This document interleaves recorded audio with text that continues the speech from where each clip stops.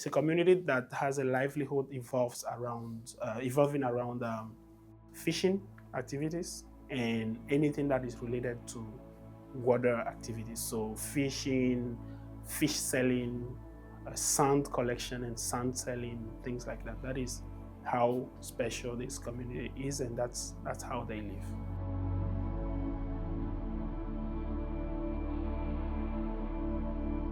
Climate change is one of the leading challenges in this area, in people living on Lake Nokoué, and it affects them in different ways. Before health, climate change affects mainly their livelihood first, because whatever happens when there is change in precipitation, it has an influence on the fish stock, and therefore it affects their economies and livelihood. Climate change affects the health of people on Lake Nokoué. Lake Nokoué is particularly different because it is connected to the Atlantic Ocean through a channel. And this channel gives a communication between the lake and the Atlantic Ocean. And therefore, when there is sea level rise, then the seawater gets into the fresh water of the lake, and then the lake water becomes brackish. So you start seeing pathogens or microbes that are supposed to be of brackish water sources. You start seeing them in fresh water. So you are having a community that is now living with microbes that they didn't live with before. The other way it affects the area is through flooding and precipitations. And this then brings in runoff from the shores of the lake. All the pollutants in the areas now come into the lake.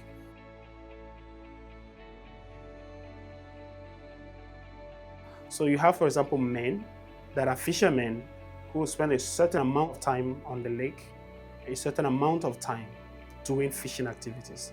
Then you have other men who are like what we call the divers. So they dive and collect sands.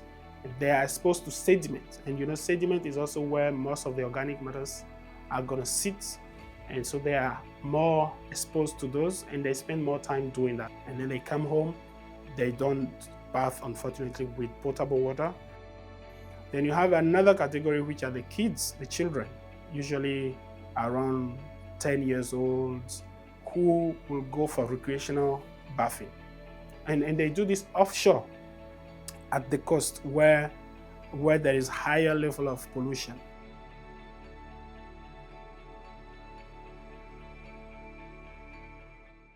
So what we are hoping to achieve is with our early warning system and response. So it's early warning and response system that we are designing together with them.